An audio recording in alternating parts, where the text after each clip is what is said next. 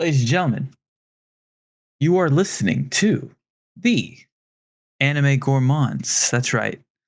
The internet's premier anime podcast with your premier gourmands, Kevin Angel Cade. Welcome, boys. It is end of season time, or as we like to call it around these parts, the final course. Are you excited? Oh, yeah. I'm excited for the new season. You're excited for the new season? That's next week's topic, all right? Don't talk about it too much now. Gentlemen, today we are tasked with reviewing a few anime. Throughout the season, past 6 total anime to be reviewed in the final course. Those being Clevites, Hikaru, more. Give me a second. For some reason, I always escape. This season escapes my mind, even though I've watched all. Ruby Rocks. Ruby Rocks. That's the one I forget about the most. Flower. Are you guys watching that? Ruby Rocks? Actually watching that. I fell asleep during it, and that's going to be my review. There's City. City. Oh, City. More like shitty.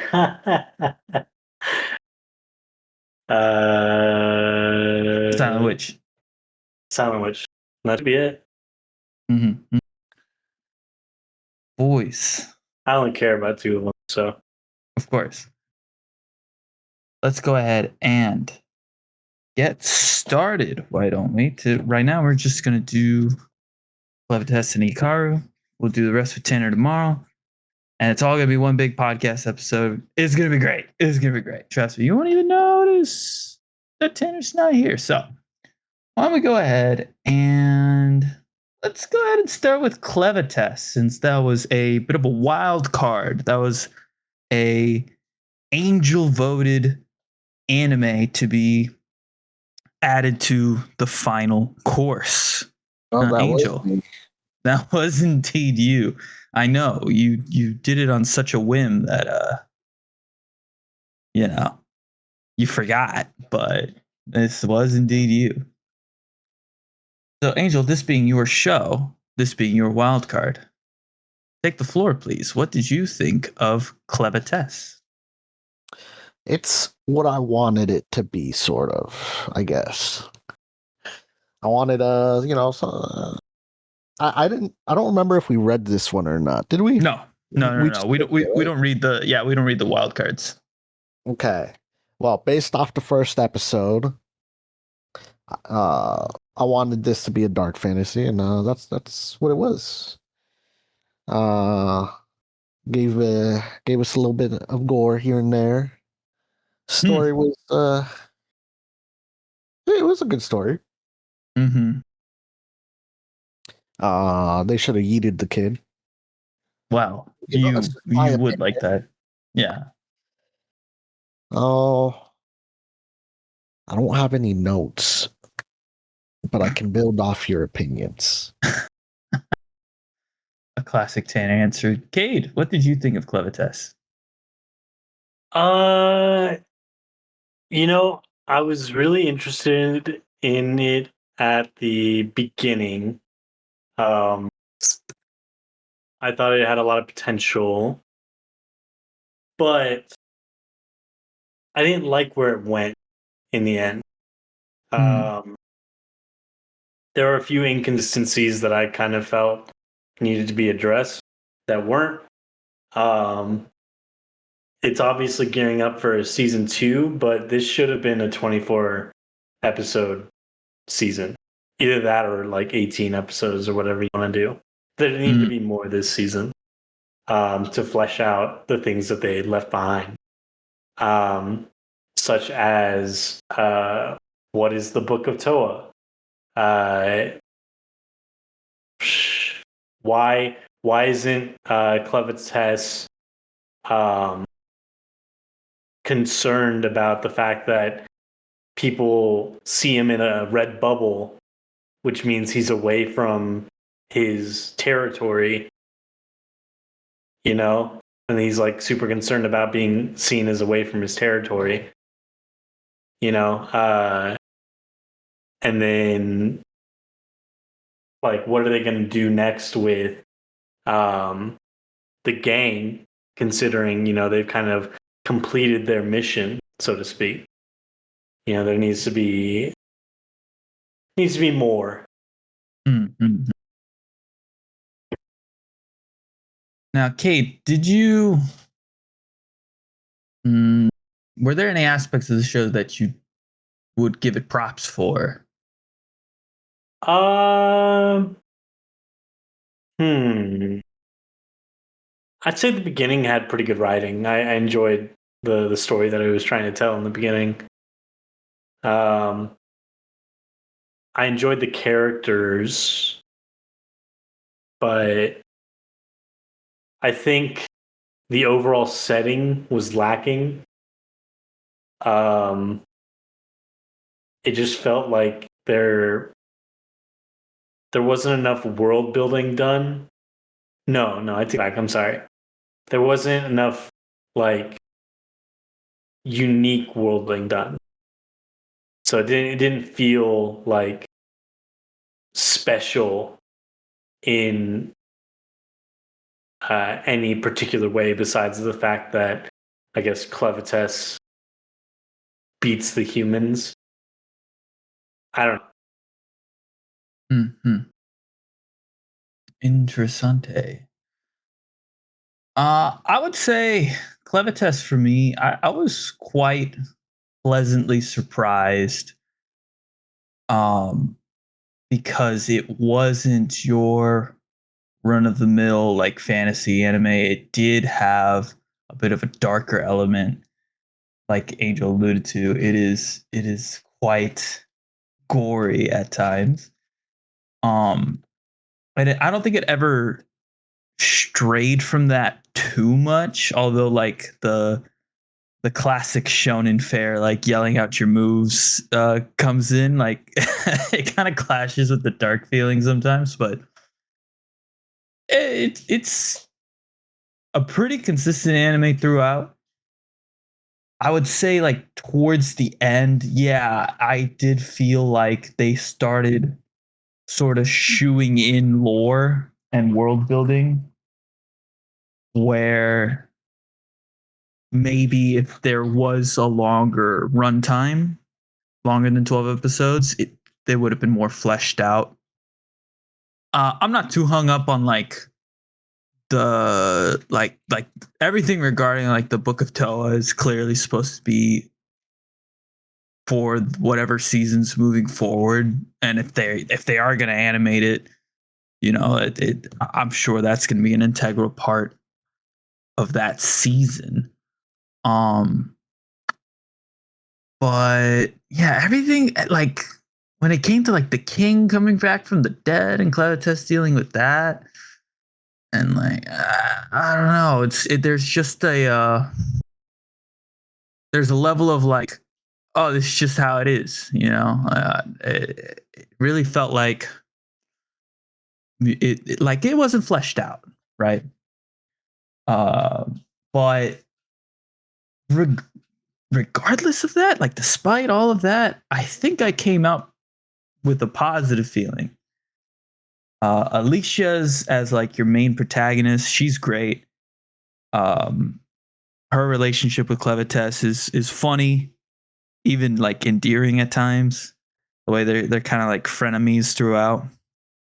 Um, Clevites as a character is interesting because you can you can like see what she's thinking, and yet when she does things, you're like, oh, okay, like at the end when when the queen like is offering like a wish, and Clevites just has that like really spry smile, and she's very or he it's very confusing actually. Clevites is very clearly planning to corrupted this kingdom, right? By becoming Luna's teacher, magic teacher. And so it's an anime I walk away from going like it's better than I had anticipated. It's better than like I think even like um the rating on Mal like implies. Like right now it's sitting at a 7.8. I'd probably sit I say better than that. I'd probably sit at a solid 8. Um so not that much better than I guess the overall opinion. But yeah, I think that's where I stand. Clevitas was a good surprise for me this season. Angel, your pick was actually quite good. Look, it was As better much as than it hurts me Ruri to say. Rocks, all right. It was certainly much better than Ruri Rocks. Spoiler for So yeah. We'll get into it more. Don't worry. For all of you like on the edge of your seats regarding, our opinions of Ruri Rocks. Angel, what did you think about the plot of Clevitas? Was this something that you appreciated throughout the whole anime, or are you kind of like me and Well, Kay, something where that it you kind of fell brought off? up that I didn't think about until you mentioned it was they calling out your attacks. Mm, Uh, it never really came to my mind watching it, but after you said it, I'm like, oh shoot, they do that. they do it, and with like every major attack practically has like a special name. But Uh, yeah, plot wise, it was okay for me. I wasn't too invested in the plot, so I feel it was fine. I was in it just for the fantasy aspect of it, I guess. mhm. You like seeing people die. Yeah. Uh, He wants kids to become one with the forge. what was I gonna say? Cade, Hmm. starting off with this show, did you get any Overlord vibes to it or no? Yeah, that's Yeah. why Okay. I was interested in it first. But they half asked the dark like vibe, you know? They started off with like this thing where it's like, we're not afraid to kill people. We're not afraid to bring them back from the dead. We're not afraid to talk about tits and gore and stuff like that. Um, but then the more you went on, like that stuff went to the background, and then it became focused on like just your regular old fantasy stuff, you know? Yeah. Like I'm pretty sure as soon as what was her name? The ogre girl? Uh, I don't remember her name. Thinking Nellaroo? The troll strength girl? I don't remember her name. Yeah, it's Nellaroo, right? She revived Yeah. from the dead, big titties, Yeah. mommy. Uh she as soon as her arc was kind of done, I feel like that's when it kind of went into full fantasy adventure vibes. You know, like your typical uh shonen anime. Um, because then it went into the whole fight with the witch and the wizard, right? Yeah, the With the Witch and the bugs Wizard. and her metal abilities. Is that what it was? Anyways, Yeah, she has like some sort of telekinesis. yeah. So I don't know. Like if they had stuck with the dark vibes from the beginning, like I feel like it would be a much different show and I'd appreciate it more because it would have been trying to do something different. But like I just feel like they didn't do enough, you know?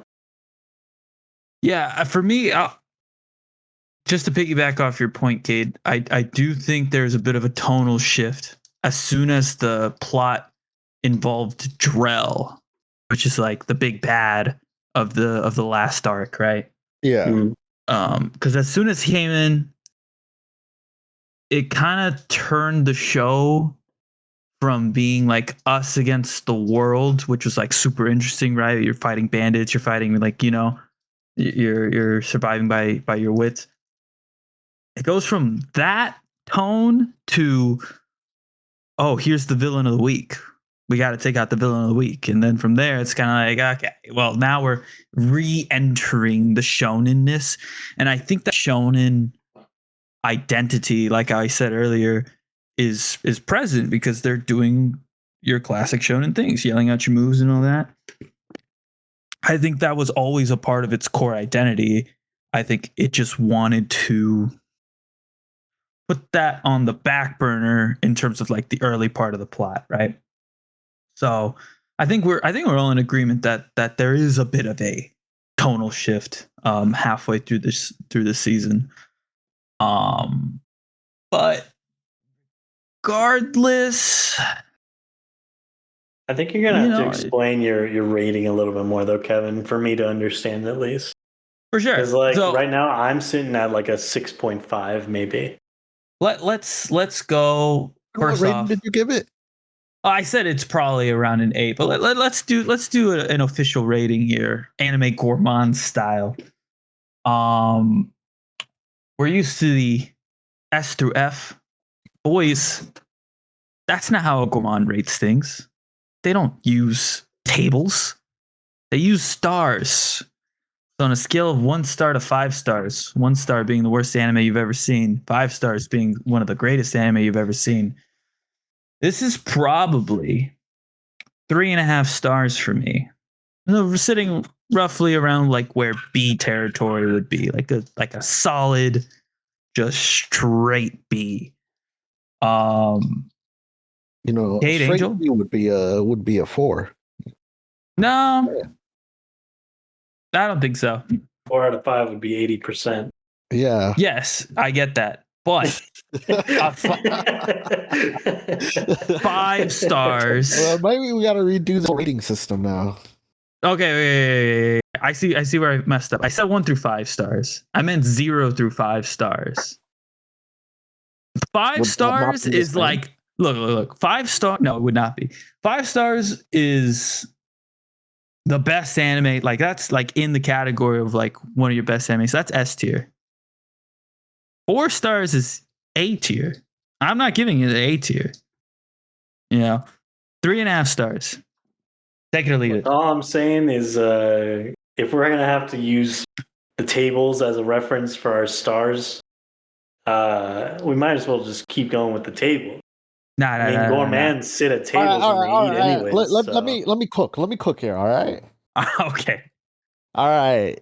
Clever test for me. It's a 3.5 star for me as well, but not in the same way Kevin would rate it. Okay, this is a 3.5 with like 40 reviews on it. Okay.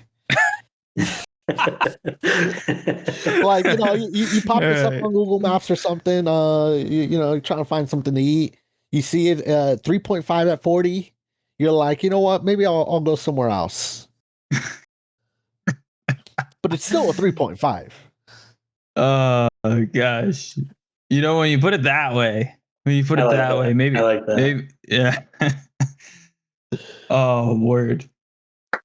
All right. I mean, hey, if we want to reference the table, I think the table and the stars kind of go hand in hand, personally, because it's the same amount as 0 through 5. But yeah, regardless, Kate, what would you rate this show?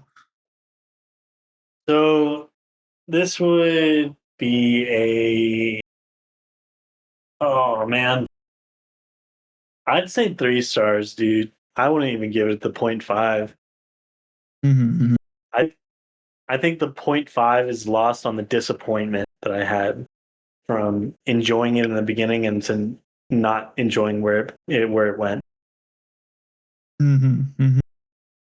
And I think you asked me earlier to like, oh, I might have to explain. I think that's the only difference is that like I wasn't necessarily impressed by where it went, but I wasn't disappointed. I think that's a sentiment that I don't feel when it comes to our discussion of Clevites ending. Uh, so yeah, that's where that extra 0.5 for me comes from. Angel, do you have any further explanation as to your rating? My rating was pretty through and through, I would say. It's a show that if you are a friend of mine and I'm like, and I know you're into dark fantasy and you've already watched all the good ones, I'd be like, you know what, add Clevites to that list. Like it's worth checking out. You're not gonna be like amazed by it, but you are, I think, gonna have some enjoyment out of it, and maybe even enough to watch season 2. Um, I'll tell you what, Kate. I'll meet you. I actually will meet you halfway in the middle. 'Cause the more I'm talking, I will give it a 3.25, just because I don't think I would watch season 2 unless I know it's good first. You know what I mean?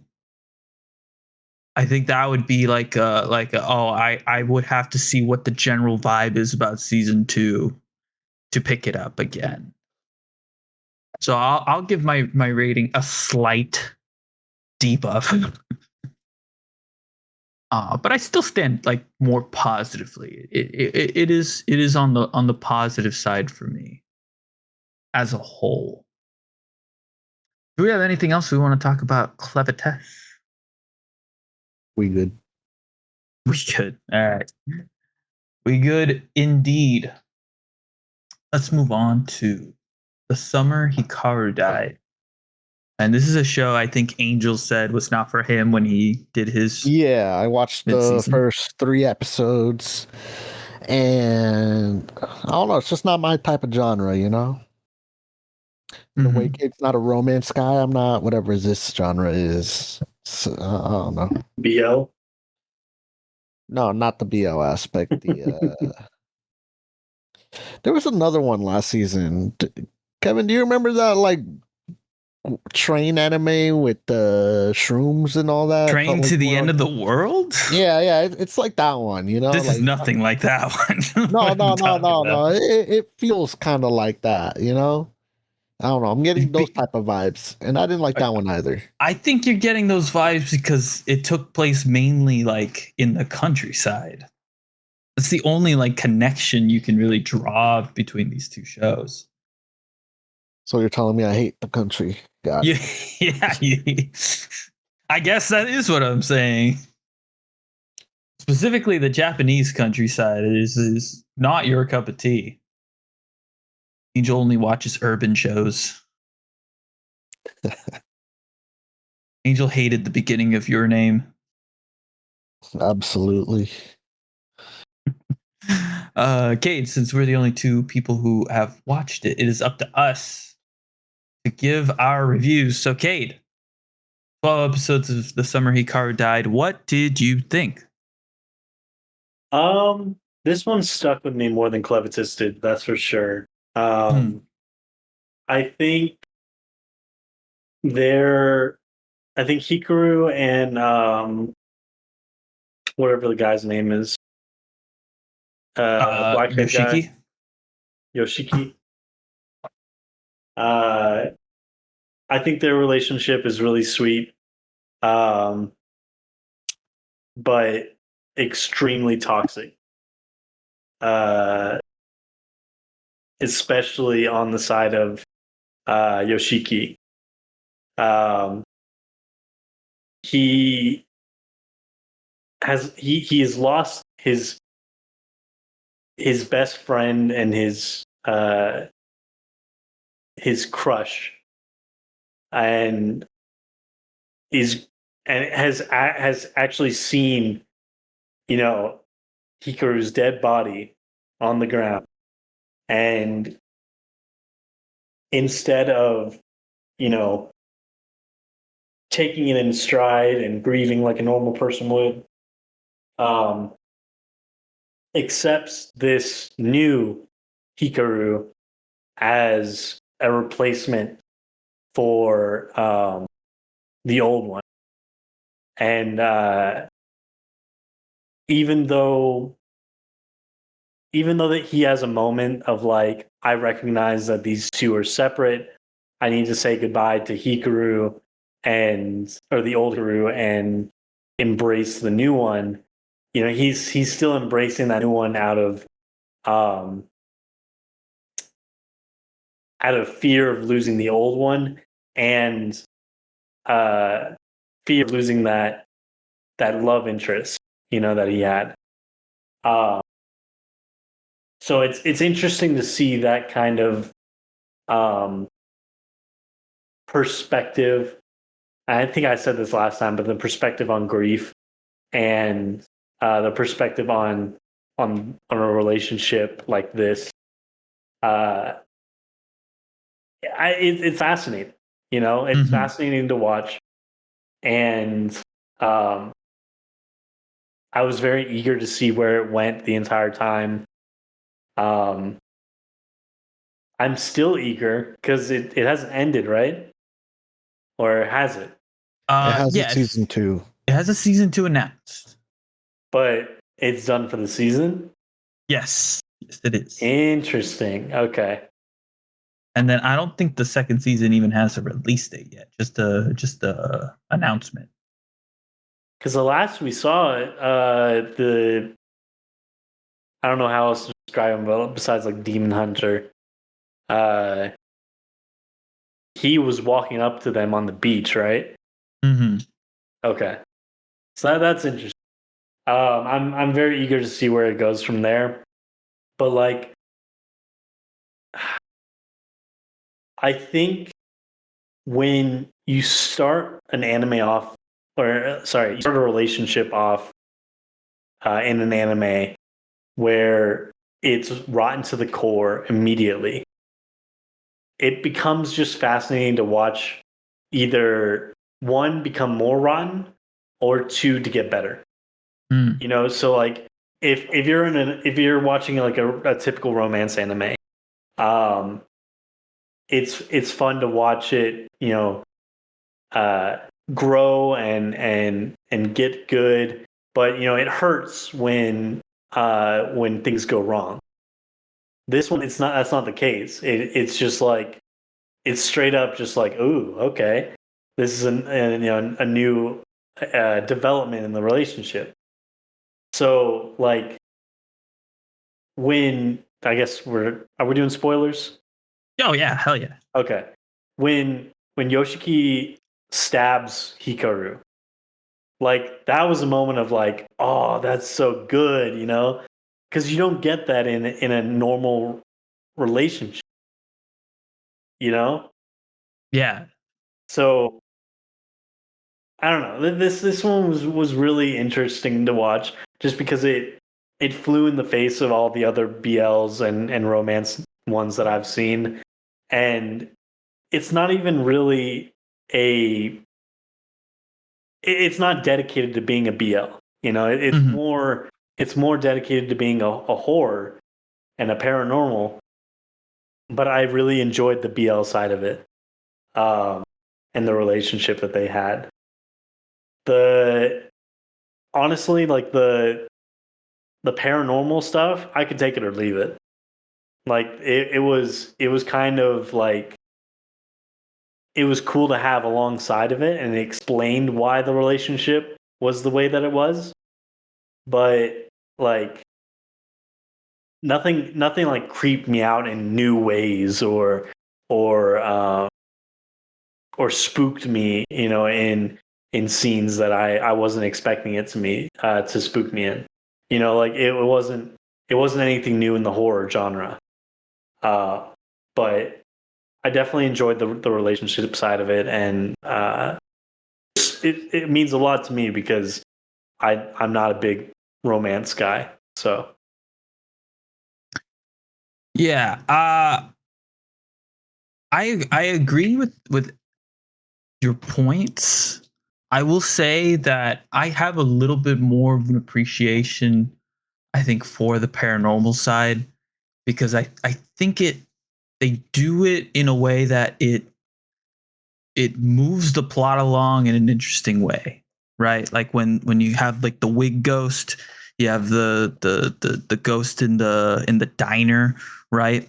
It's revealing aspects of Yoshiki and Hikaru's relationship moving forward. Like Hikaru gives Yoshiki his like half of himself, right, in the form of like a little bone or something. And you go from Hikaru being able to deal with threats no problem because he's like an ancient mountain god to all of a sudden like these smaller ghosts that he would have scoffed at before actually pose a threat to both of them, right?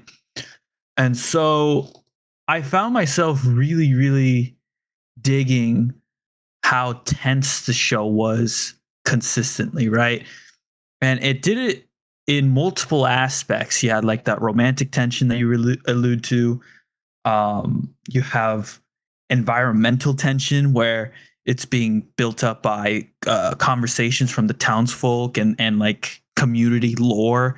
I think there was like one little bit of they were talking about someone who I think they said they were trying to exercise and he wasn't even like possessed or anything. He was just gay.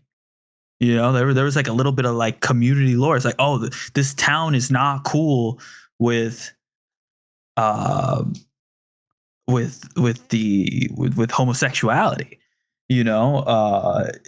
And it's like little tidbits like that, it like adds to this overall tension, right? It's like, oh, like Hikaru and Yoshiki, like what's gonna come out first? The fact that they're like low key an item or the fact that Hikaru is a mountain spirit? Which one's gonna come out first, right?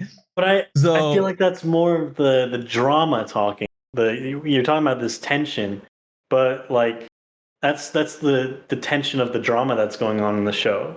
The horror, right. like the wig ghost, for example, that didn't move the plot along. That didn't do anything. It was just supposed to be, creepy, and it was cool. Don't get me wrong, but like again, it kind of felt like you could separate the two, and it wouldn't be too much of an issue. You know, I just don't agree because the wig ghost was a showcase of, oh, Hikaru can handle these on his own, and like it wasn't particularly creepy. And I don't think it's like, as much as this is a horror show, that's really not like the focus, but it's an aspect that elevates the other things. I think if you were to take away a lot of this horror aspect and it was just Yoshiki, hiding Hikaru, like trying to keep their relationship low key, hiding the fact that he's a mountain god spirit, I think you have a different show entirely. Tanaka wouldn't even be involved, really. Um, and then you got the tension from like Tanaka, the demon hunter. You got the tension from him being, in the background of sorts, I mean, kind of poking the bear from a distance and then like straight up murking you're Hikaru getting that away one from the time. horror. You're getting away from the horror again. It's like the fact that the guys, out Well, hunting for Hikaru, that's not horror, that's drama. well, we were talking about the paranormal, which that's like an all encompassing thing to me. The horror is included in that. With the paranormal, obviously, besides Hikaru, because Hikaru as a character obviously wouldn't work if he wasn't a mountain to god spirit, right? The surrounding paranormal I thought was very, very intriguing, and does a really good job with increasing the tension for me. I don't think this show was scary, but I didn't think like Meiroku-chan, for example, was a scary show. I still think the show benefited from having those paranormal aspects, from having horror elements, right? But I was never like, For me. Let, uh, let's just put the dog to rest, and to borrow a really morbid metaphor. It's really hard for anime to be terrifying. For Like sure, for sure. you have to do some Uzumaki level shit to even like approach actually being disturbing horror wise, right?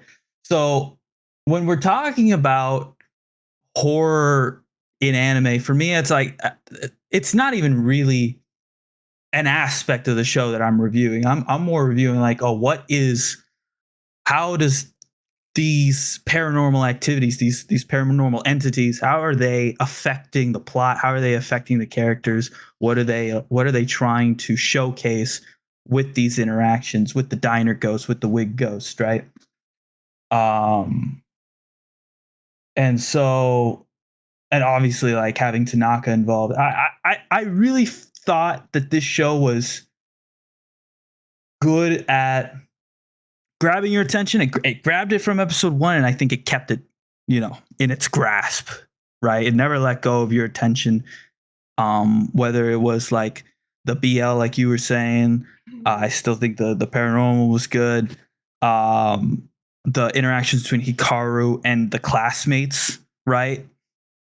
Having all that stuff happen, and having that one girl like lose her hearing in her ear, like all of that stuff I thought was really, really interesting and kept me engaged, kept me focused.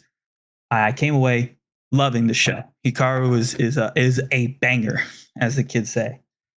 Um, Kate, you have a favorite part of the show? Is there like an aspect of the show that like, or not an aspect? Sorry, a scene. What I meant to say, that you enjoyed the most.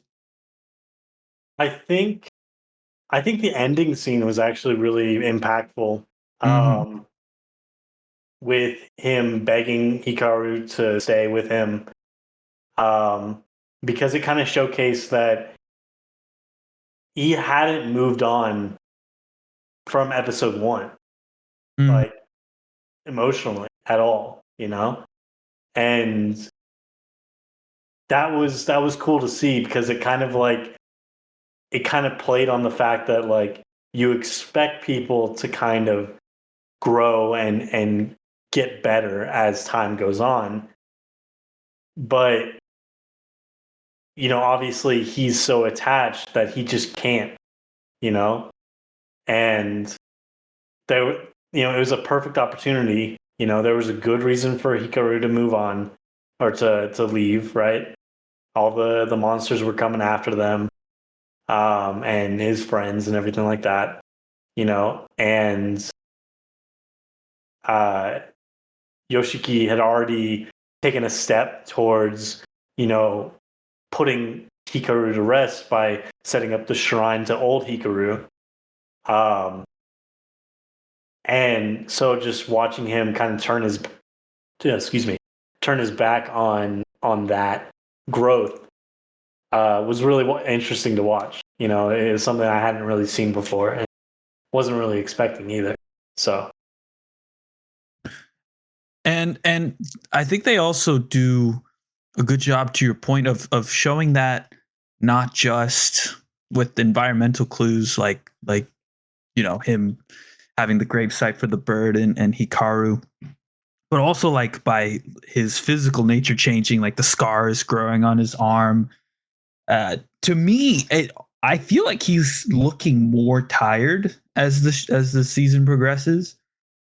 Um, or like his demeanor seems to be more tired, like he's more stressed out about things and stuff, compared to like when the show first starts. I think he's more in shock than anything. uh and so yeah, I kind of really enjoyed all the little clues of like, oh yeah, Yoshiki's conditions, like it's only kind of getting worse. um yeah, I think the ending was really, really good, and that would have been my answer. I think the summer festival was kind of my favorite. And everything to do there. You got a lot of like sister action. Um, and you know, All like kind right, of sister revealing. lover. Wait a second. Wait a second. We know your position. It's no And need to keep bringing it up. listen, y'all. Seeing her have like a little bit of a crush on Hikaru, it's like, oh yeah, it runs in the family. um, yeah, it's just that whole thing was pretty good. You got a lot of Tanaka in there as well. Um, this is a sweet anime, man. This is a great anime. BL horror. Who would have thunk it? Probably one of the better anime of the season. Okay, if you don't mind, I have to ask. 1 star through 5 stars. Oh, so fuck. I keep messing it up. 0 stars through 5 stars. What would you rate it? I'd give it a solid 4 stars. Mm-hmm. Mm-hmm. I'd recommend it to people who are interested in romances if they're looking for something that you know stands out from the rest. You know, it's not the same tropes over and over again. Yeah, I really enjoyed it. I don't think it's like perfect in any way. Right. And it's not something that I'll probably ever rewatch, which is a pretty good indicator for me as to where it lies on the scale. Mm-hmm. But I still think it was good. It was really good. Mm-hmm. Mm-hmm. So 4 stars. I want to piggyback onto your point a little bit about it being a good romance and not having like your typical tropes. I'll take it one step further. For an anime about like a normal guy kind of falling in love with an abnormal entity, like you'll see in other anime, like, oh, Miss Kobayashi-san, for example, like you got a normal person and a dragon. Even in the context of that, it's an atypical romance that does it a little bit better as well. So props to Hikaru for that. I would probably give it a 4.5. I'm leaning very heavy in the positive. Season 2's has jumped up as like one of my more anticipated anime of the future. This is a show that hooked Claudia's attention as well. So it's definitely one that we'll be watching together.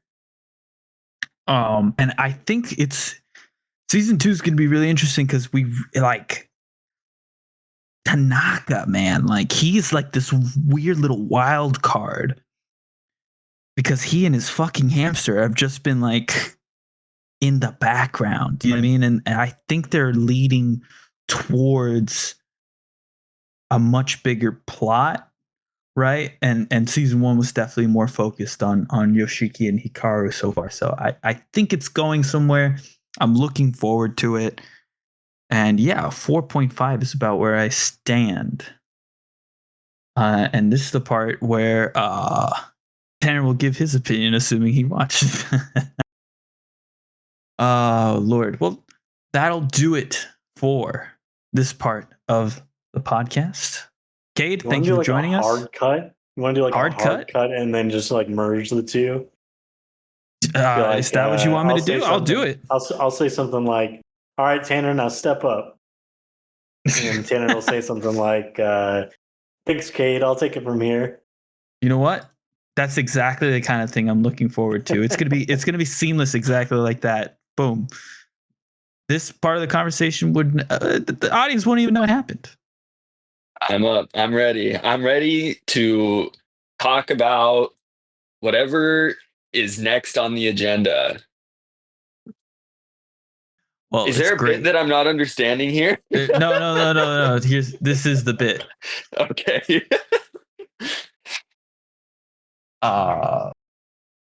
And you played perfectly into my hand, I think. So I really enjoy that. Tanner, Kate and I gave our scores for the summer Hikaru died, and it's now your turn to give us your opinion about the show. Okay. So we did a little bit of synopsis. We did, but like we didn't go like super in depth. So if you want to go and do your, you know, your version of events, feel free. Sure. If you already did a synopsis, kind of, then I don't have to go over that a second time. But the summer Hikaru died really surprised me in terms of like, I guess like genre, because it felt very fluid between like multiple different genres of show, or like it just didn't kind of stick to one. Because I mean, it's very much is like a horror anime, but it's not horror in like pure fear or like pure gore or anything like that. Like it has a lot of like psychological elements to it as well. Mm-hmm. But then it's at the same time, it's also like oddly this like sort of slice of life as well. Because it has a lot of, just daily happenings between Yoshiki and Hikaru, right? Mm-hmm. Um, and especially like some of the scenes like with their sort of like friend group, like when they all um do like the fireworks, like I'm assuming you know what I'm talking about, right? When Hikaru like attacks that one girl because she figures out that he's not actually the real Hikaru, right? Right. Like that episode was like pretty damn wholesome actually up until that point where you're like the show likes to make you forget, I feel like, that Hikaru is this like they leave it very open ended, but like he's some sort of spirit or something or other that doesn't quite understand the rights and wrongs of like how to be a human, even though like he Mm-hmm. wants to fit in with humans and he enjoys obviously spending time with Yoshiki, and Yoshiki like kind of has to teach him like, hey, so like regular people don't like just fucking kill other people. The um basics, the basics, the basics, yeah. It was pretty like philosophical in some ways as well, Mm. of like rights and wrongs, and like is whatever spirit that is like in Hikaru's body actually evil, or is it just a spirit that doesn't know right from wrong when it comes to being a human, right? Mm-hmm. And um like I remember getting to the last few episodes and I was really kind of surprised at how they ended the show. I was very much expecting some sort of very flashy, some sort of fight to happen between like, I don't know, either like Yoshiki and Hikaru, or Hikaru and that one like fucking like demon hunter guy. The Tanaka. blonde. Yeah, Tanaka. Um and they didn't really explain too much. Like they left it very much for the up to the viewer to kind of put the pieces together at the end, I felt like, of kind of what happened in that situation, because Tanaka cuts Hikaru's head off and then just disappears. You don't see him again until like the last scene of the last episode. Mm. And the whole time that I was watching, I was like waiting for Tanaka to come back and like, this is finally going to be like, he's going to try and like finish off Hikaru somehow, right? But then he just shows up on the beach. He gives them the fucking salamander floaty back. Mm-hmm. But then I also didn't really understand, like, because like when Karu and Yoshiki are like arguing in the water, it's sort of like flashes of like this sort of like more like demented scenery and like voice of mostly like Yoshiki when he's talking back to Hikaru. I didn't really piece together exactly what the show was trying to say with that, honestly. Mm-hmm. It felt very much like a whoa, wait, is this supposed to be like the happy ending, or is this just to insinuate that like something's about to happen? But you have to wait until like season 2 or something like that. Well, we have the knowledge now that season 2 is coming out. Okay. So Oh, this was definitely a setup for something. okay. For something indeed. But I mean, there was no like aggression in Tanaka, although like, is he ever really aggressive in the show? No. He's Right, very much right. that sort of aloof, mysterious character. Um, but yeah, I actually really liked it. Like horror is not my genre, but I really liked how they played out the storytelling in Yeah. this show. And this was a discussion that I had with Cade was I don't think yes, it's technically a horror anime, but there a lot of times with horror anime in particular, it it's very difficult for anime to be scary. You know what I mean? Like I don't think that that is something that happens. There's like an uncanny valley type or no, that's a poor way to explain it. There's just something like about it being animated that just makes it less scary in general to me. You know what I mean? Mm, And of yeah, course there's examples of horror anime being good, like in terms of like actually having like a shock value and actually having like you know something scary about them, right? But they're not ever really all that scary. You have to go to yeah, like an Uzumaki from the mind of Junji Ito to like even come close to like, oh yeah, okay, this is approaching like actually disturbing. And a lot of horror movies are like that as well, right? It's like the pinnacle of horror movies, are in their own class, and then the rest of them mostly are not very scary at all. sure. I feel like a lot of horror movies though also very much ride on the like grotesque and like just like Shock very factor. gory and like yeah, like oh, I don't even want to look at this, you know? Mm-hmm. Mm-hmm. Um, but yeah, the summer that Mm-hmm. Hikaru died is definitely outside of that realm. Like, No, yeah, for it's sure.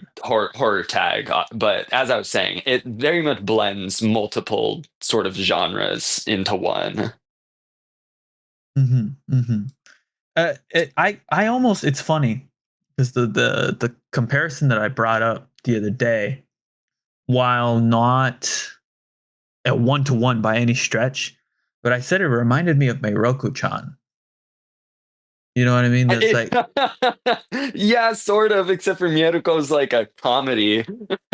but this almost at points was kind of like it had comedic elements for sure. You know what I mean? Like with Hikaru kind of being like a child, um, it lent itself to comedic situations. You know what I mean? And there are a lot of Hmm. those elements in there. And then but the key thing to me was that the horror was not the feature necessarily. It's more like in service of setting the environment, setting the tone, you know what I mean? So that you could have this tense um show, for 13 episodes. Yeah. Uh as opposed to like you don't watch Meiroku-chan, and I don't think you should watch Hikaru for a sort of like to be scared. You know what I mean? To get like that Yeah. horror bit. You know what I'm saying? Yeah. But all that being said, Tanner, did you have a favorite scene in the show? Favorite scene in the show? Let me think about that. I literally watched it. I'll tell you this. Was it last night? But I'll no, tell it you wasn't this. last night. It was the night before. Kay did already take the ending scene in the water with Tanaka like approaching. Yeah, it like I cuts to black though, you know, and isn't it just sound? Like you just hear him, like it the is. sound of it, like the rubber of the salamander as he like hands it over, or we assume because you see him walk up with it, and then it No, cuts, for sure. right? Yeah, And you just hear what happens. But it was more like the whole entire scene, like leading up to that point as well. Yeah. I said the summer festival. I thought that was my favorite. Yeah, that was good. Visually and like intensity. Did you have a contender to add to this?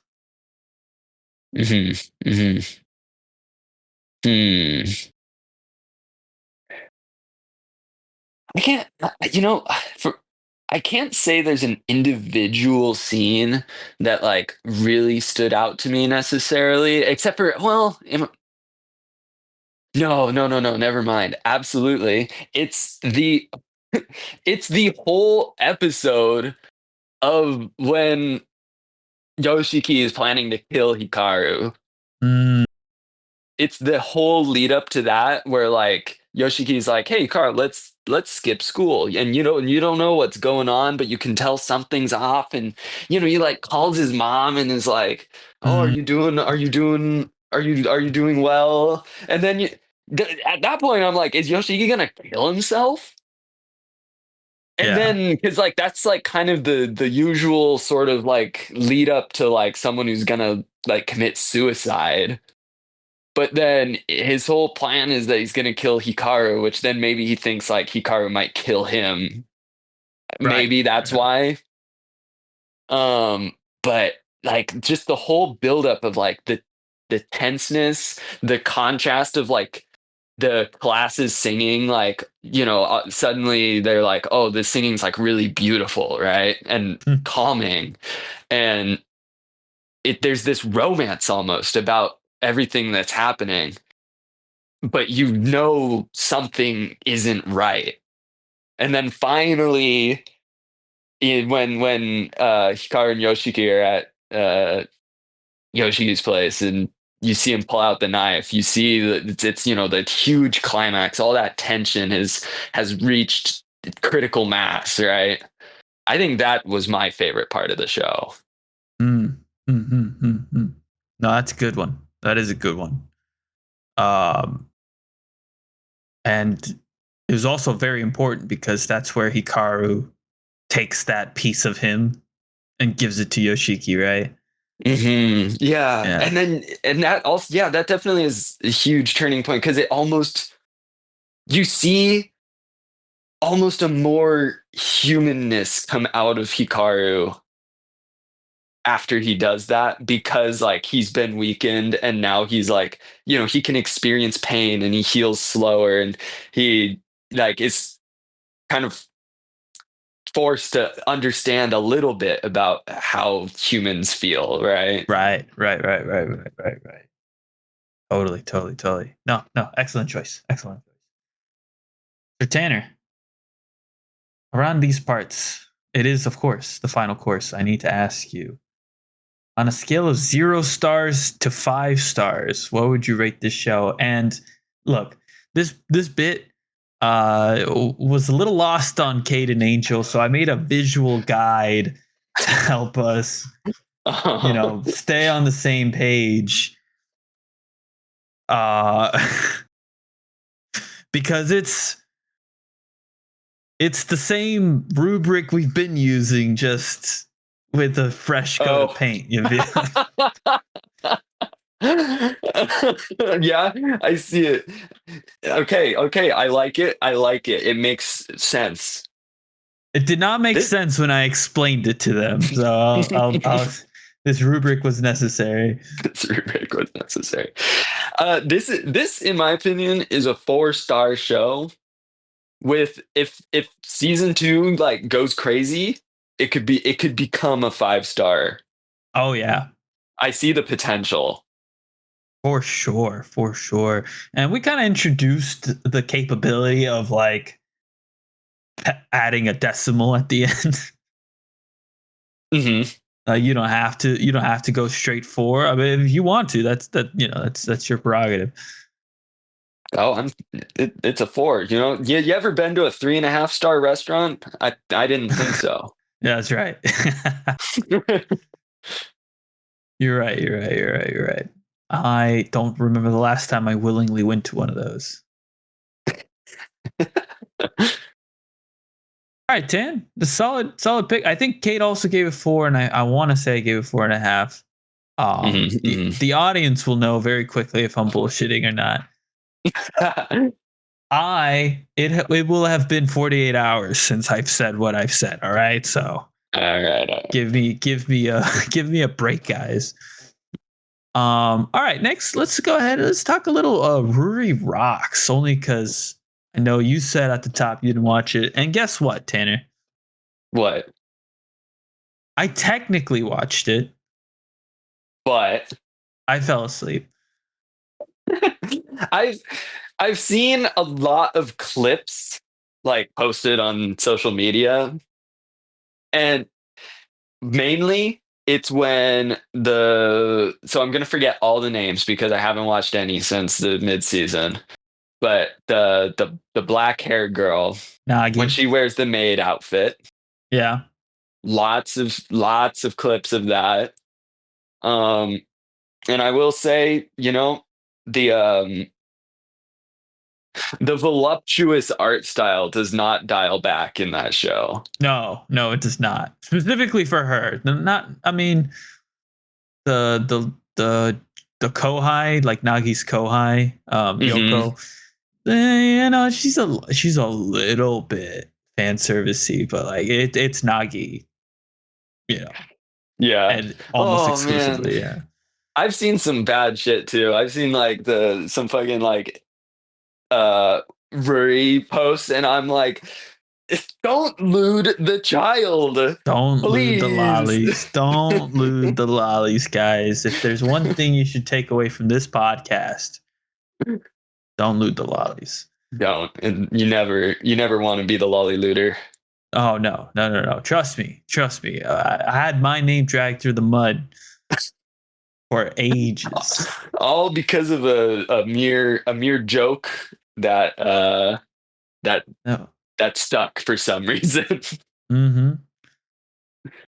So here's the thing about Ray Rocks. Like what I do remember, and I did rewatch like the last 2-ish episodes after I realized that I fell asleep through like 5 or 6 episodes in a row.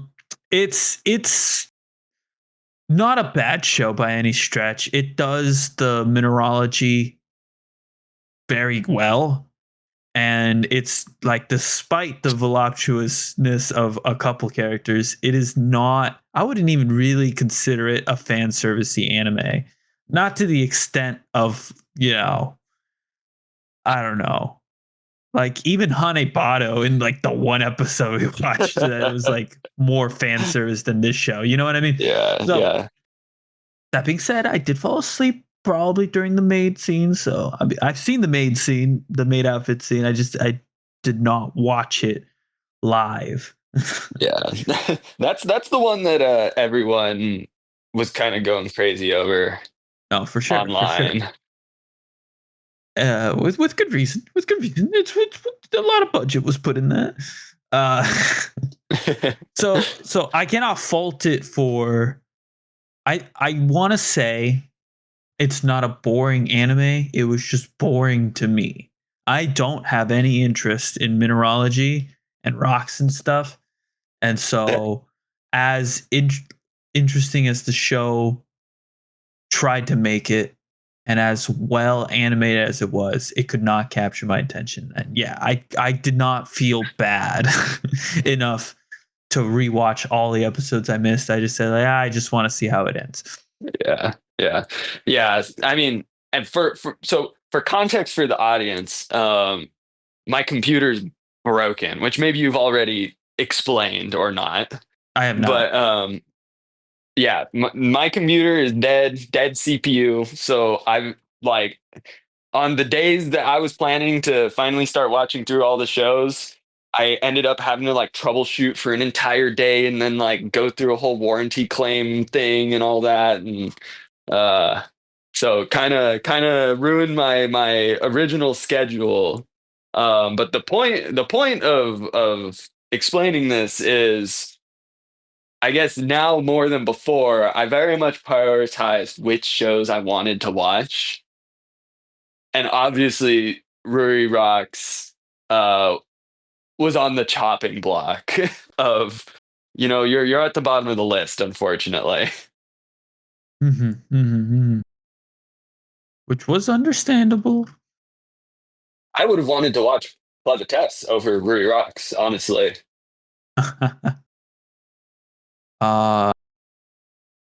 Look, if you are interested in mineralogy, there's no reason not to watch the show, to be honest. So for that reason and that reason alone, I'm gonna rate it 3.5 stars, which is no, actually that's too much. I'm gonna rate it 2.5 stars. Dead middle of the pack. Yeah, it's just it could be like, obviously for a show that I fell asleep through, like it should be lower on my personal scale, but I'm just like giving it kudos for, like doing what it set out to do, which is to be an educational anime about rocks. And it accomplishes that, and it accomplishes it well. It's just not for me. So I'm giving it a little bit of more of a bump. Otherwise I probably would put it in a D. Yeah, of what I watched, like I also could not say that it's a bad show. Right. It was fine. I think it actually, it did a pretty good job of explaining mineralogy, and each episode sort of focusing on specific like kinds of minerals, right? Mm-hmm. But yeah, definitely not my cup of tea when it comes to educational style shows. Mm-hmm. Aaron, let's move on to City, the animation. Woo!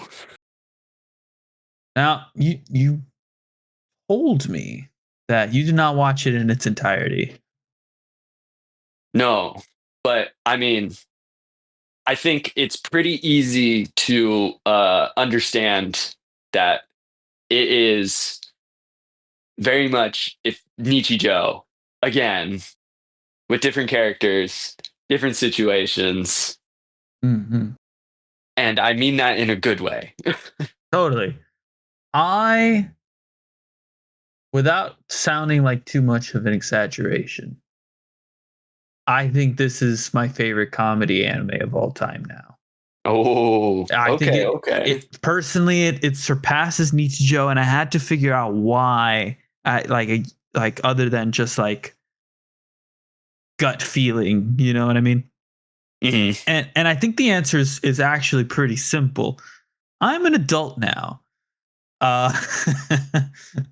And so Nichijou's main cast, as awesome as they were, and I love them, they're all great.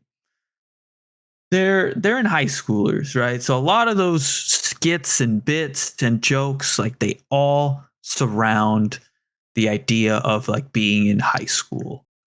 And that's great. No problem with that. It's just not what speaks to me as a man. You know what I mean? Sure. So City the Animation having like its main trio be like college aged adults, and a lot of the surrounding cast to be fully grown adults, for me was just so much more. There was like a level of, I don't want to call it relatability, but like I don't know what else to call it. There's just a level of I can understand what's going on in these characters' heads even more than I would have like 10 years ago, for example. Despite the fact that like almost all the premises of every skit is that they're all outrageous people. there is a basis of like there's a core feeling that is being like exaggerated, you know, and I think it really speaks to the you know, the experience of being an adult a lot of the time.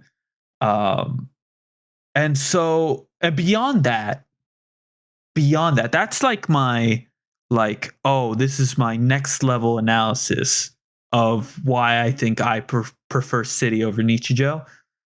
Here's my not so next level analysis that should be clear to everyone who even like has peaked at either show. The budget in City is so high. And Tanner, I know you haven't gone all the way. It's pretty apparent that a lot of money and love was put into animating this show. It is just so, dude, like I don't even want to spoil for you the set pieces that come on later, all right? But it's bonkers, dude. Bro, bonkers this show is. I mean, because Nichijou, I feel like the difference for me between Nichijou and City is like Nichijou was like average situations, but you don't know what's about to happen next, which I mean, like in City is kind of also the case, but City dials up like the ridiculousness of it. And like I remember you telling me like, "Oh, wait till you get to episode 5." And I got to episode 5. Episode 5 is fucking insane. Yes. If you want to like if you want to watch all of episode 5, be prepared to rewind and watch the same bit over again probably about 8 times. And I am not exaggerating. It's you need to be looking in 5 different directions at once while reading subtitles. I mean, the show does have a dub, but like I'm watching it subtitled, and trying to keep track of what the actual fuck is happening was so hard. but I bet. but it just plays into the show. It's not like I was like, oh, this is too difficult to follow. It's like, oh, I love this because the point is that it's fucking difficult to follow. The point of why they did this is that you're not supposed to understand everything that's happening. Your eyes kind of dart all over the place, and you're catching glimpses of different scenarios panning out. There's a girl riding in a car for like half of it. Like you keep glancing at that frame and it's exactly the same as it was before, and you're like, am I ever gonna look and see is it different? But that's what's great. It makes you wonder, am I gonna see something happen in this one little panel that's way off to the corner? And then to see, Tanner, I don't know about you, but for me to see it culminate, because while it's happening for me, I'm like, oh shit, like what? Why did they do this? Like this seemed like to come out of nowhere almost, like when all the different panels started coming out and you'd have like a main panel, right? Like, why did they go ahead and do this? And then to see it all culminate in like all the events in all the panels was just showing us how they were all getting to this like impromptu park festival. Yeah. You know what I mean? And then the way they did it with like the bubbles too, because like you're still confused for a little bit, but you're like, oh shit, like they're all in the same place. And then it does like the final like we're gonna blow your mind animation up to like a drone overview of all the inhabitants of City like in this one spot, bro. I said it at the time, and I don't think I'm exaggerating. Just that episode makes City the animation an A tier anime. Like just that episode by itself, like the cred is already at 4 stars. Oh yeah, You because know it's what I already mean? telling like 2 stories, even like when they're just in the tower still, like going Yes. down. It splits into 2 frames, and you're like, oh, it's something that you've seen done before in other shows where they kind of are telling 2 stories at once, and you kind of glance back and forth. But then it just keeps dividing and dividing and dividing into more and more. And then there's the soccer team, and they're all together with the Tsuchinoko. But then That's they a split up, Chinoko. and they split up. And so their frame splits into 2. And so now the soccer team is split in half. And oh my God. No, it was just insanity. And I loved it. I loved that episode so much. And there's obviously like other standout moments, and there's some that I want to talk about, but I don't want to spoil it for you. That happened towards the end. It is consistently funny, incredibly animated. KyoAni knocked it out of the park. I really think if this fucking anime was not trapped on Amazon Prime, it would have had garnered a lot more attention. It would not have even come close to being out of the top 10. I feel that strongly about it. So, Tanner, I'm gonna have to ask, who's your favorite character, or maybe like set of characters? Bro, it's fucking. Well, okay. I mean, like, my favorite character is part of a set of characters. So Midori Nagumo is my favorite character because she is the character who is like by all means pretty normal, like Mhm. actually acts like a real person. And and I love seeing like the logical mind of Nagumo like going insane over like what the hell is happening, because it's like she's thinking what you're thinking of, like what the fuck is, like she's pointing out the ridiculous stuff that's happening. And but then she's part of the 3 girls who all live together, right? Nagumo and Nikura and Izumi, And right? mhm, And their antics that they all get in together, always incredible. I love their dynamic. absolutely, absolutely. Um, I would go personally, and I think this is pretty consistent with my favorite characters. I love Wako Izumi. She is Yes. chaos incarnate. Yes, she just doesn't care. She's just like she's just free as a butterfly to do whatever, play along with any situation that happens. Uh, I think one of my favorite bits of hers is that like she sees the towers, and you're like, oh, she's gonna make her way to the tower, and then they do like that insane animation, where they're like they 3D animate the whole thing, and there's someone climbing the tower. You're like, oh shit. And then Wako goes, appears in the scene, and out of the hot springs, and you're like, oh shit, that person climbing the tower was Wako. Yeah, I had that's that moment too. like that's insane. Yeah, so yeah, and she has more moments later on too that are like, you see that she's chaotic but also very caring, and it's one of those things where you're like, oh wow, these two like facets of your character should be clashing, and yet they like blend so beautifully in such a chaotic fashion. I loved her so much.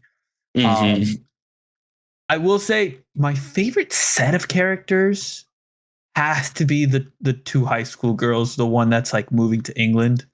Oh yeah. Oh my god, bro, like they're funny, and that one's also probably one of the most endearing relationships you see throughout the show as Yeah. well. And the way it progresses, there is a finality to it.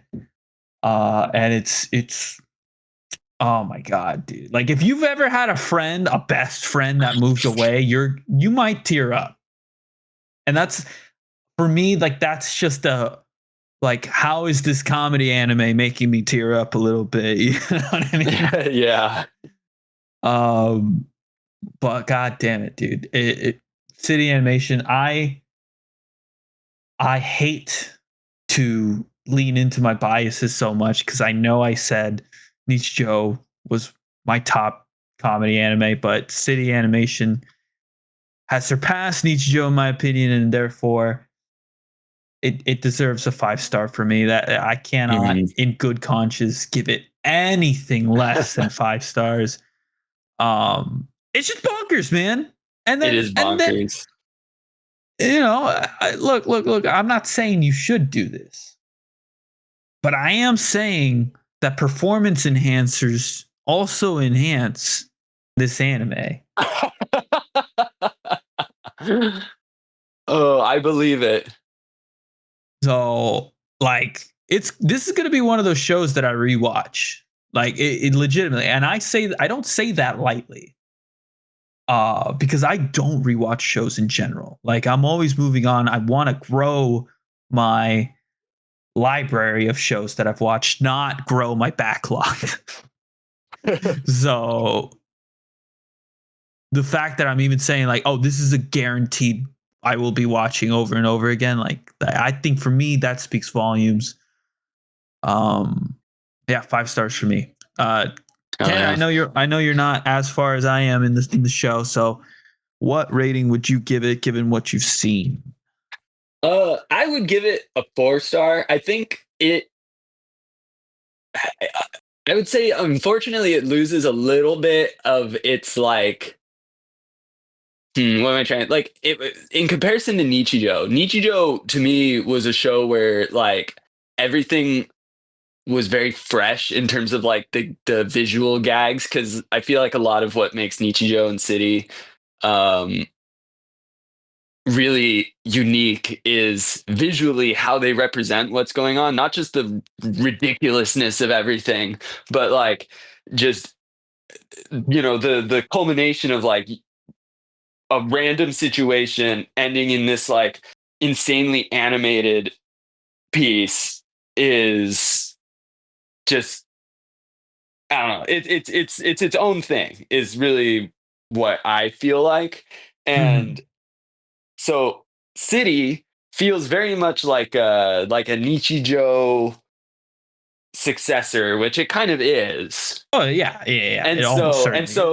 it loses a little bit of the freshness of how it's presented, but I don't think that means it's bad at all. Like, I don't think it takes away any points from the show in terms of entertainment. It's just I'm like looking forward to seeing what's going to happen in this scenario. I'm not just watching and then going, "What the hell is happening?" if that makes sense. Mm-hmm. Um And in terms of comedy, I don't think I ever really found myself laughing at the jokes as much. More of just like, I don't know. It's hard to explain because, like, you're saying this is your favorite comedy, right? And for Mm-hmm. me, like, I like fucking stupid humor. Like, I like dad jokes. I love slapstick comedy movies like Airplane and shit like that. And so my favorite comedy, which still stands after watching City, is Asobi Asobase. Oh yeah. All time Be- classic. because that show is like, it's stupid humor, but that plays exactly into what I want. Now, that all said, giving context for I love this show, I think it's fantastic. Kevin says there's more to come. Maybe that could Oh, sway my opinion. there's Right now, absolutely more to come. it's at a 4 star for me. Hey, that's pretty good. That's That pretty is pretty good. good. Uh, I would say comedy's one of those things like it's very subjective. It's incredibly subjective. So a lot of times when you hear of someone review a comedy anime, you kind of need that history of like, what does this person find funny in general? And do I agree with those sentiments? It's like, you know what I mean? Mhm. So I think, yeah, setting that basis of like, oh yeah, you like Asobi, you like Airplane, like I think that's very well done, Tanner. Very Thank well you. done. All right, City Animation. I think this is a good place to end it. Tanner, I do want to hear your thoughts on what you think of those last few episodes when you get to them. All right. But that will be for a future podcast episode. I will let you know. Another one that you weren't able to watch all the way because Netflix is weird with the releases. The Fragrant Flower Blooms with Dignity. Man, I'm so sad that this one is not being simulcasted. Like they're subtitling it like a solid 6 weeks late. Yeah. It's unacceptable, to be honest, on Netflix's part. Like, what are you fucking doing, dude? I don't know what I don't know what situation could have ended up with it in this, because like simulcasting is like just how it works nowadays, you know? Right. Like there's trash garbage shows out there that are getting simulcasted. And for this, which spoiler alert is not garbage, not be subtitled as it comes out, man. And oh, I don't know. I feel I'm ready to just dive into it, Kevin. Well, dive into it indeed, Tanner. Take us through what you watched, and we'll talk about that. And I will do my best to not spoil this show. All right. So I watched through episode 6 because that is all that has come out of up to this point. On Netflix. But I feel I'm on Netflix, in English. If you have a VPN, you can go and watch it in Japanese if you speak Japanese. But man, I was so I watched Hikaru, and then the next day I watched the rest of, or up to what I could of, Fragrant Flower. And as I'm watching Fragrant Flower, I'm like, this is so funny to me in just the situation that I am so anxiety ridden watching this show.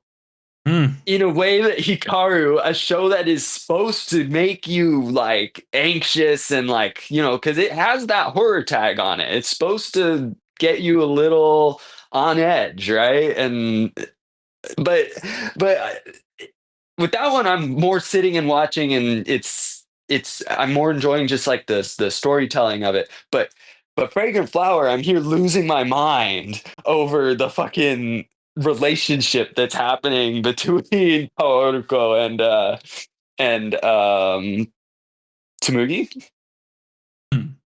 Is that's his name, right? Yeah. Rintaro Sumugi.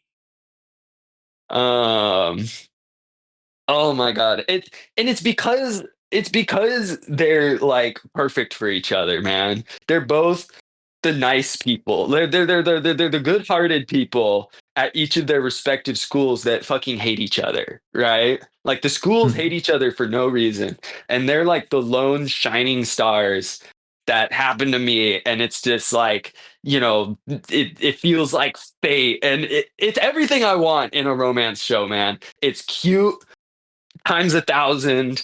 You can't help but root for both of the characters, and oh, I was just sitting watching this show go with those moments of like, no, they're gonna get the wrong idea that the other person thinks something, but really they're wrong. For the other person doesn't think that, and that's what gets me anxious, man. Oh, it's too good. It's actually too good. It is. Now, to refresh my memory, Tanner, where does episode 6 even end? Because that was forever ago for me. Okay, let me think about where episode 6 might end. I could even actually probably just pull up the episode and just kind of read the synopsis and go, "Oh, that's right. Let's see. Um, and I open Fragrant Flower, episode 6. Oh, right. That's the episode where Subaru and Kaoruko talk at the park, and Subaru admits to talking to Tsumugi and asking him to not see Kaoruko anymore. And then Tsumugi, being the ultimate nice guy that he is like essentially asking for Subaru's permission to keep being able to talk to Kaoruko, but then like asking like, but then respecting the boundaries she wants to set of retaining her image, and so like asking like what's the best way to do it, right? Mm-hmm. That's that episode. Got it. Oof. Got a long way to go, my friend. You got There's half the show left. you've got them over. You have 7 episodes left. Oh, another 13er, eh? A lot of 13ers this season, actually. Silent Witch was a 13er. City, Hikaru. Who was 12? What's Hikaru 12? Okay, yeah. Never mind. I'm trying to remember if Clevites was 13 or not. So it's a very, very action-packed season this season. Man, I'm tempted to like deafen you for a little bit. Just to talk about what you want to talk about? Hey, Just by to all talk- means, you can. But no, I think first off, I do want to hear like what are your like gut reaction rating of what the show is? Gut reaction rate. Oh, like if we get to the rating part now. Yeah.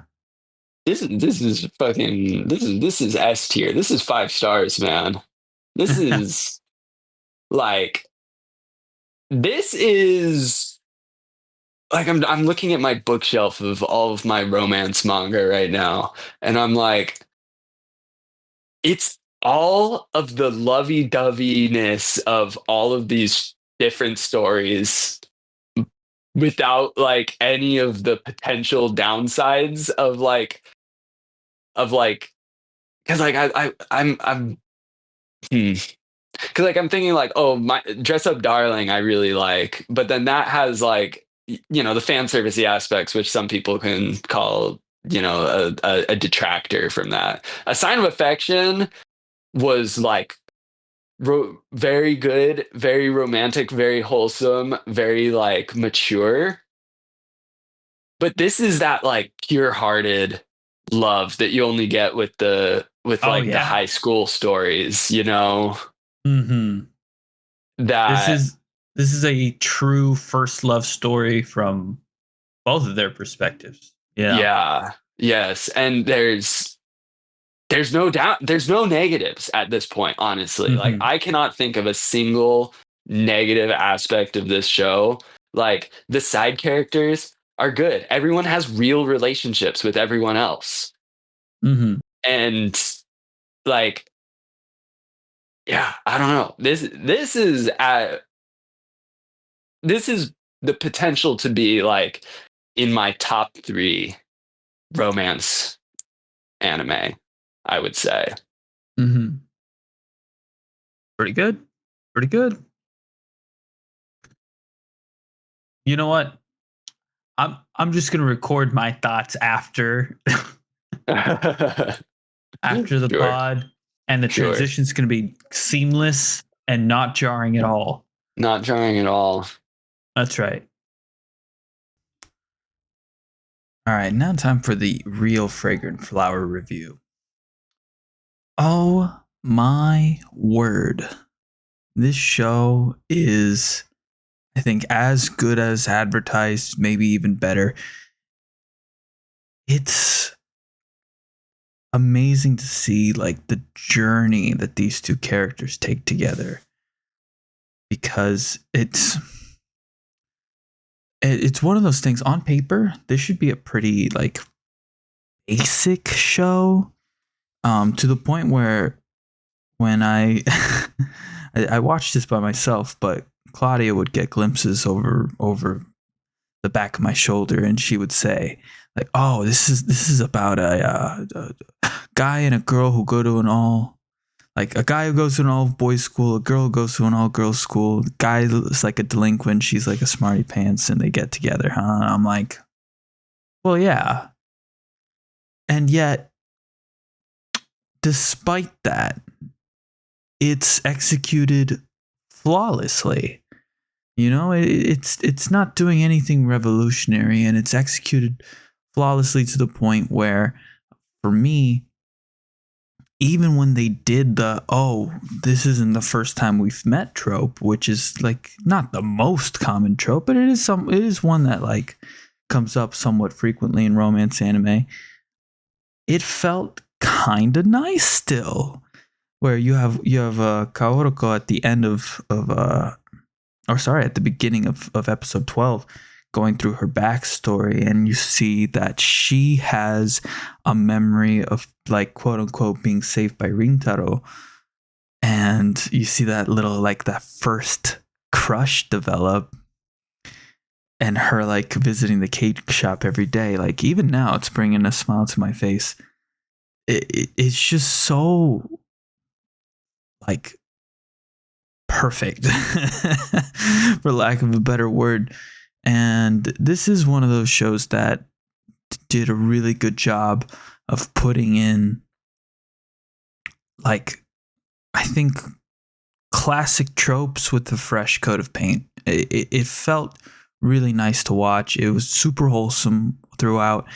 And I think part of the reason why I feel this way isn't just because of Rintaro and Kaoruko's relationship developing, but also from all of these secondary characters going through growth and growing through change as well. You see Rintaro's friends, Saku, Usami, and Yorita. They're all along for the ride as well. And then, of course, you have Kaoruko's friend, Subaru, who is tagging along for the ride as well. And you see her transition from being like, oh, all men are gross, especially boys from Chidori. And you see her grow into someone who's like, oh, the world is a little bit more nuanced. It's like, well, yes, of course, we know that as adults, but for a kid who has a lived experience that taught her, that she shouldn't trust men, for her to undergo that sort of change was really interesting, right? And then, of course, you had like Saku having the change of like, oh, I want my friends to be forthcoming and honest with me always, to like, okay, well, when the four friends are eavesdropping on Rintaro's conversations with Kaoruko and Subaru in the family diner, they're eavesdropping and they're like failing to keep quiet, and yet Rintaro somehow doesn't hear them, and you hear Rintaro being like, hey, like, I don't want to keep our relationship, the three of us, a secret from my friends. He's asking for permission and all that. And I think that revealed to Saku like, oh, I have to trust my friends as well, right? It goes both ways. And to see development like that, like it's just really good. I think all the boys go through like some sort of development. Probably the least overall development is probably Yorita. He's just a ball of sunshine the whole way. But regardless, it was really good.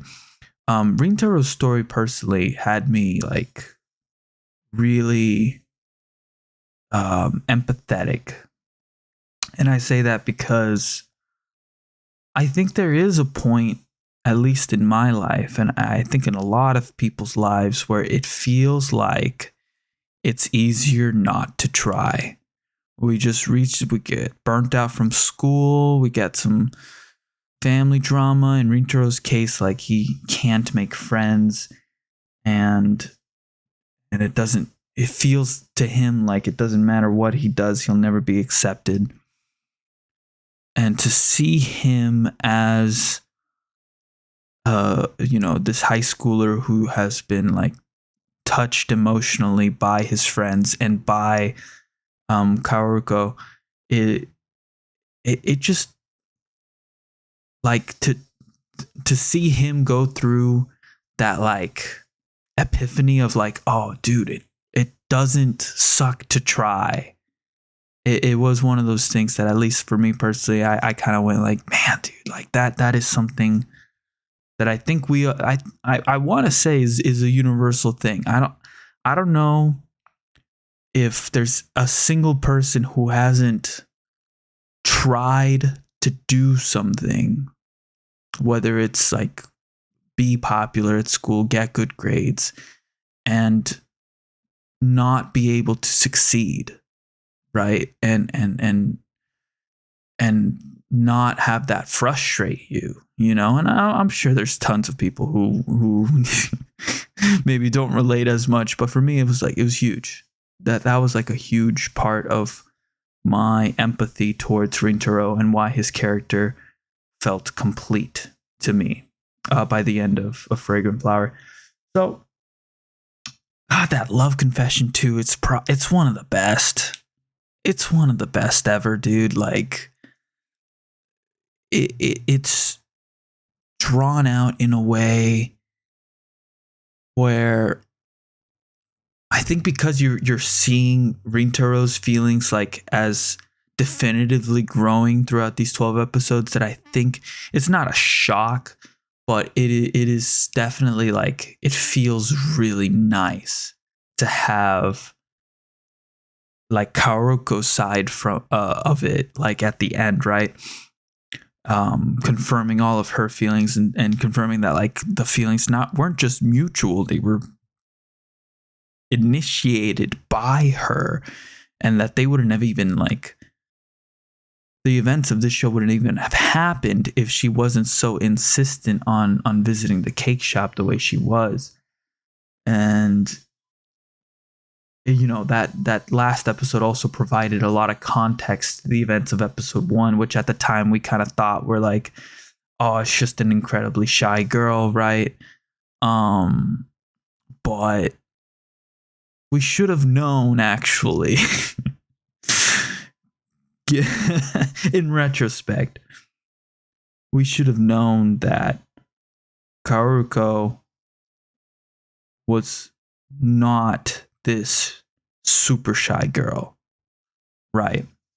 She does not have issues with sociability, and therefore, in retrospect, her running away from Rintaro at the beginning of the season is weird. Now, it wasn't weird at the time because we didn't know her character, and we assume, at least for me, speaking for myself, I assumed she had a certain nature, and I never really, like, the more we learned about her, I never really put 2 and 2 together of like, oh, that first interaction was a strange interaction, and then like now it's obvious now, especially when she's retelling it. But for me, that was like an awesome revelation. I loved it.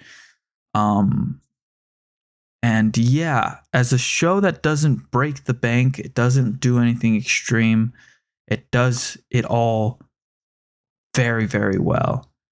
So I'm gonna go ahead, I'm gonna rate this show. I'm gonna give it a good 4.9. I think it's as close to perfect without being perfect. I can't quite put my finger on why I'm so hesitant to not give it a 5. If I had to point to anything, it's probably a personal preference of I like my romance anime to include scenes of them together. And I don't think it's unfair for me to punish the show by 0.1 for that. Which hey, I don't think it's much of a punishment.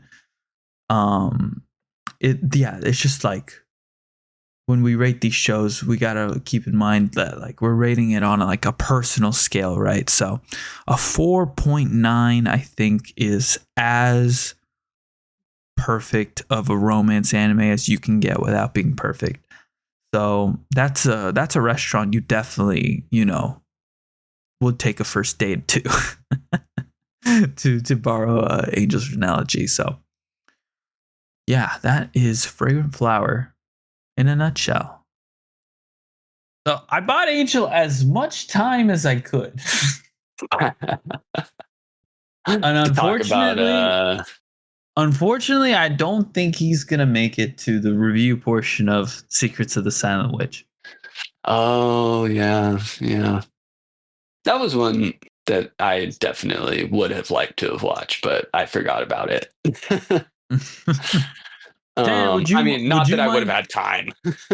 Right. Would you mind crazy spoilers for Secrets of the Silent Witch, or is No, you that can go another thing? ahead. Okay, that one. It's not a Okay. story that I felt so invested in that I would like die from hearing a spoiler. Right. Okay, so I will probably spoil it in its entirety.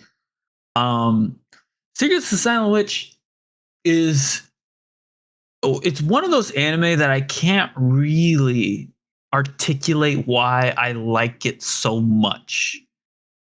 Because by all mean, by all like if you were to when we read this description, I think there was a level of like, oh, it's another one of like these, shy girl overcomes her shyness anime. And it's like, yeah, you've seen dozens. If you like, at least I have, over the course of like, not even just from doing this podcast, but even before that, like it's a trope in various like romance anime, especially like you just, it just is. So like on paper, this show should have been like mid to maybe like barely above mid. Um, shows very very good, excellent even at times. It doesn't beat you with a dead horse, right? That's the expression. Yeah. um, the way Monica's character is portrayed throughout is like fairly believable. She's more grounded than a sort of like Bochi, for example. Uh, so there is like Bochi was relatable because Bochi kind of showed not just through like Bochi's thoughts and actions, but also through the animation of what a like runaway mind looks like when you're an introvert. You know what I mean? When you start overthinking things, you let your imagination run wild. Yeah. And Silent Witch is almost like the antithesis of that, where it's like, oh, this is what happens, like without the imagination aspects for the most part. Like this is a very believable version of like a truly nervous girl. Um, it's done really well. It's just done better. I cannot articulate why it's done better. I don't mean like better than Bochi. I just mean better than like the standard trope. I cannot like exactly say like, oh, it does this, and this, and therefore it's good. I just like know in my heart that this is done in a better way. And I don't think the show ever reaches for me a sort of like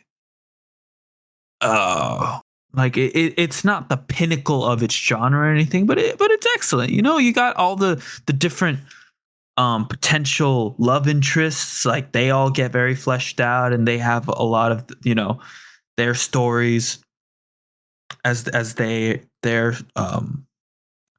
lives become intermingled with hers, like to see how that her effect on them and their effect on her. It's like it's well done. The main romance obviously being with the prince, and that is like apparent throughout. Especially Yes. since you learn that he is like obsessed with the silent witch, not knowing that Monica is the silent witch, right? So yeah, it's this thing. A lot of the scenarios that play out are, you know, they're interesting. You know, like we said in like the mid season portion of this review process, we said that it had semblances of a mystery anime at times, and it kind of kept that way up until like the last 6 or 7 episodes, in which it kind of sort of became like a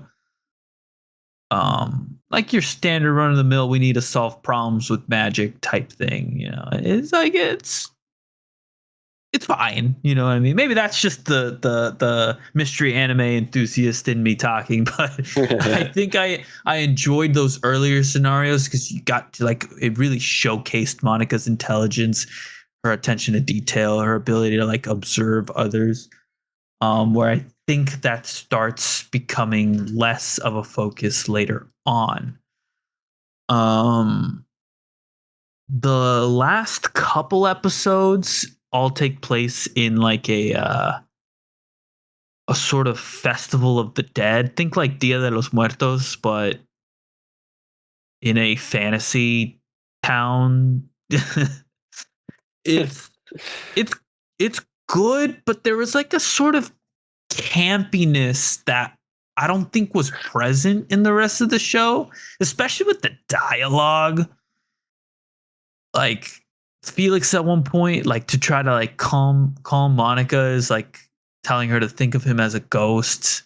And I don't think the delivery was very good. And then later, like Monica does like a little callback to that thing. It's like, oh, I'm a ghost too. It's like, oh, it is so cheesy.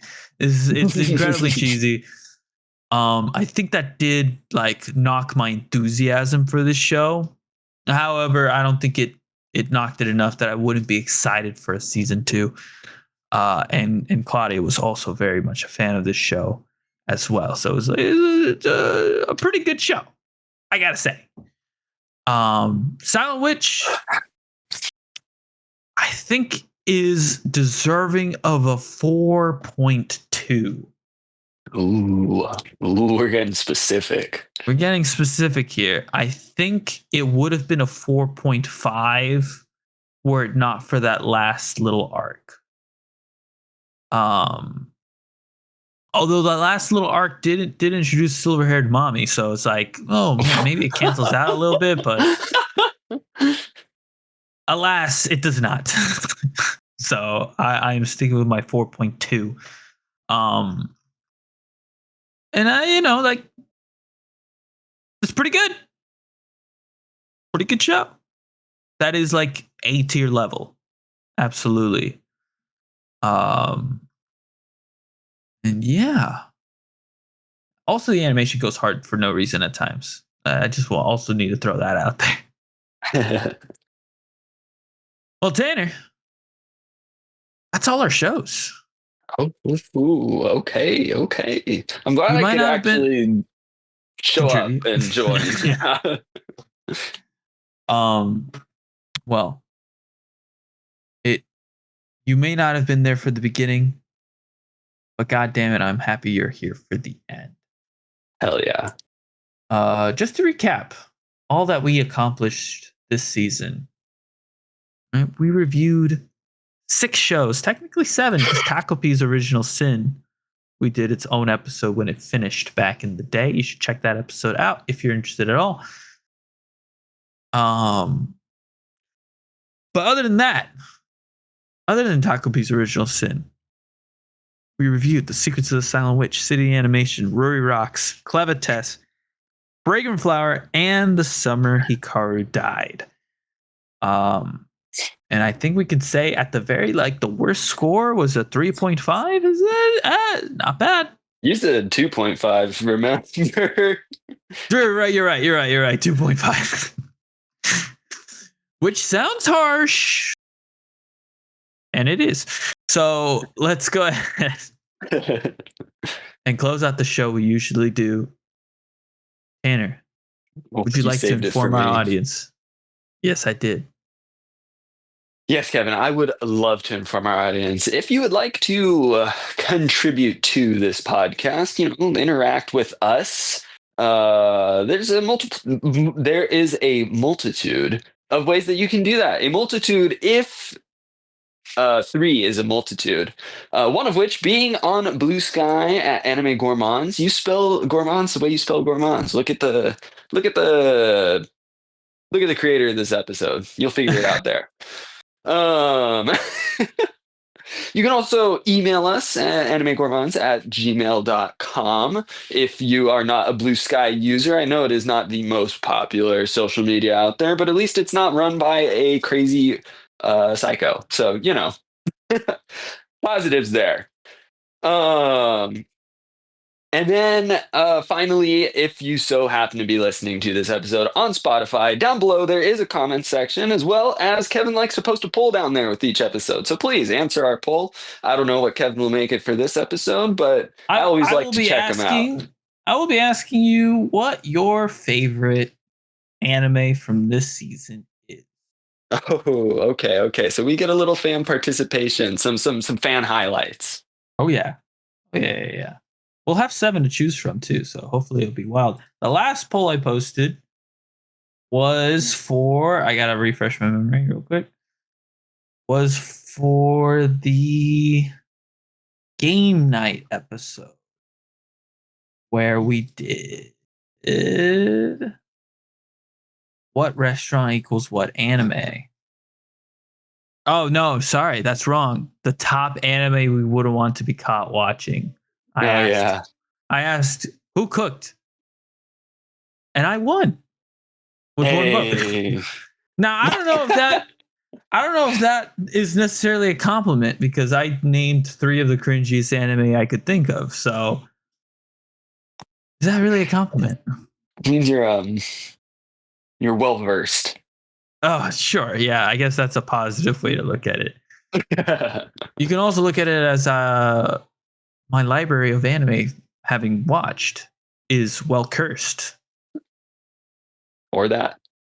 Mm-hmm. Well, Tanner, thank you for joining us.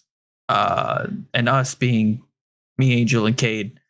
This is a weird recording because of all the scheduling and all the PC blowing up and yes, Cade's got a new job. Angel with the overnights.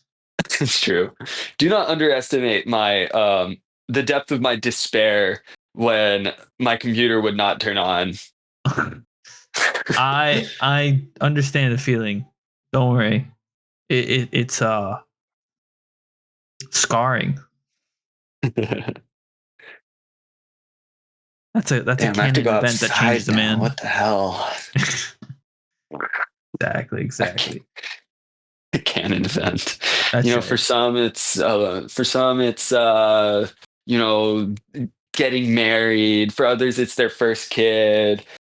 Maybe it's in terms of negative canon events. Maybe a loved one passes away. For me, it was my computer passing away. Well, there's only one way we end the show these days. Waiter, check please.